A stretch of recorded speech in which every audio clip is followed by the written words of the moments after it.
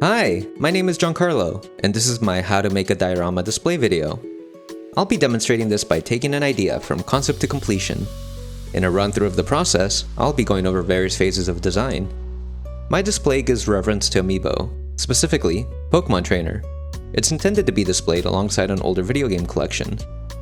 This is the Gamenook, a display of Laurels.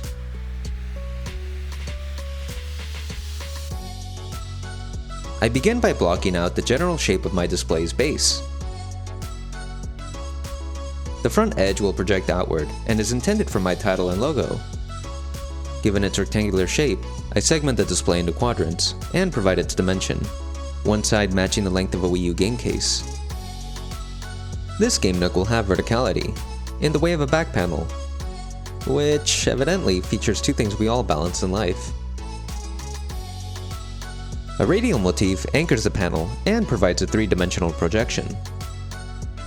A row intended to feature trophies will cut across the display. I elaborate on my initial intentions, jot the dimension where my logo appears, and provide the height markers. Still need something. On that note, identifying a couple of items will wrap this phase up. Good to go.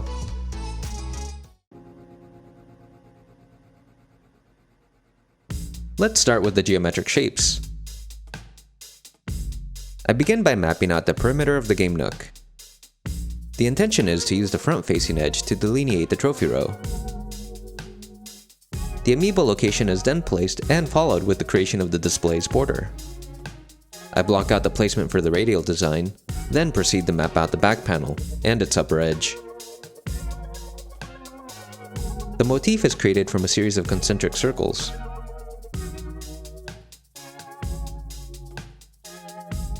I align it to the left of the display, and then proceed with the trophies. There's a total of 8, and I intend to stagger them to allow for full view of each one. I center, rotate, and then place them on the trophy row. The base is duplicated and used to create the final edge of the display. Elements are set apart, copied, and will be used to make extrusions. These volumes provide a nice preview to the blocked out iteration of my design.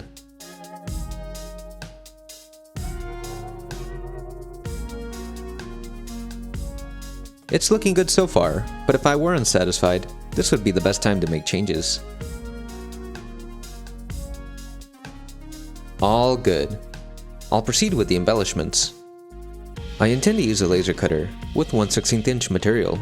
My details will be tied to increments of this width and be planar in shape. This is looking pretty good, but the model is still volumetric. When I turn on the transparency view, you'll see the void within the geometry. I need to give the Gamenook a once-over and recreate it from panels. There we go.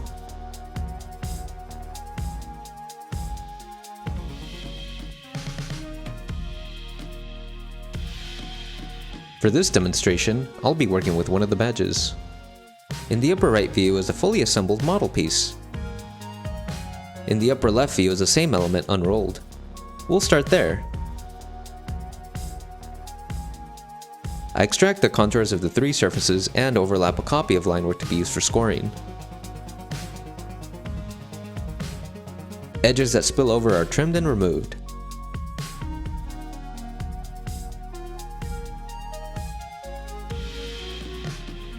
Now, using the software's abilities, I adjust line work to be in the RGB scale. Cut lines will be set at 255 on red, 0 for green and blue. I then select the elements that are to be scored and change their values. 255 will be the setting for blue, 0 for red and green. This item is ready for layout and cutting.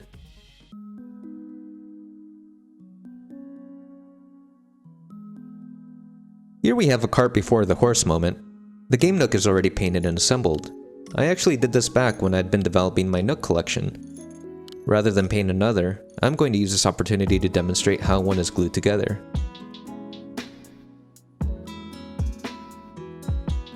Here I have a disassembled set of the model. It's clean and ready for assembly. Since I want to make this efficient as possible, I'll lay the pieces out based on their individual element. Just a sec. With that done, I'm going to glue using the rule small to big. There is no instruction manual, so I'll keep this in mind until discernible shapes appear. At that point, I'll be able to attach the larger assemblies to finish the build. Just need my glue, and a couple of paper towels. Here goes. When working with delicate pieces, such as the words here, I dab and apply thin amounts of glue. This is done to avoid overspill, which happens when I apply too much and globs accumulate. Tacky glue will dry transparent, but a sheen will be noticeable when light hits the model. It's best to handle overspills immediately.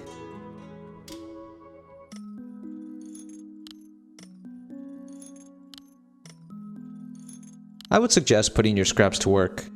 I cut mine into angular shapes. This allows me to remove glue from any nook and cranny. For those of you wondering, it took me about 2.5 hours to assemble this model.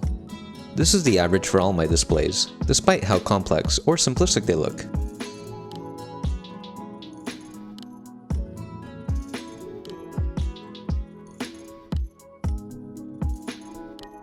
For curved pieces, such as the Amiibo diameter, I score the material with a hobby blade, and then roll the item off a circular surface.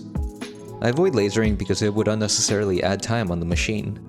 This would be something to consider as it can be a cost issue for those of you who have a third party cut their pieces.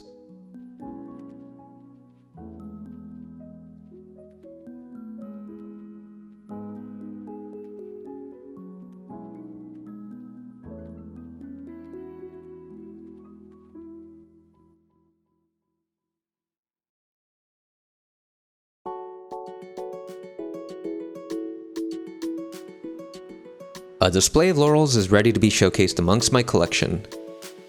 As I'm sure is relatable to many people, I have a fond connection with this franchise. My point of entry was Pokemon Red at the age of 11. It was not only fun to collect and venture in the world, but also exciting to see my progress. For me, the badges were something I particularly wanted. Now I can exhibit a set to sit alongside my gaming memorabilia. That being said, thanks for sticking through to the end. I hope you'll engage in the chat below. If you like the content, subscribe. Doing both will help the channel grow. A display of Laurels is one design from a series of 10 in total. Be sure to follow on other social media outlets to be aware of what they are. Approximate release dates will be posted. Links below.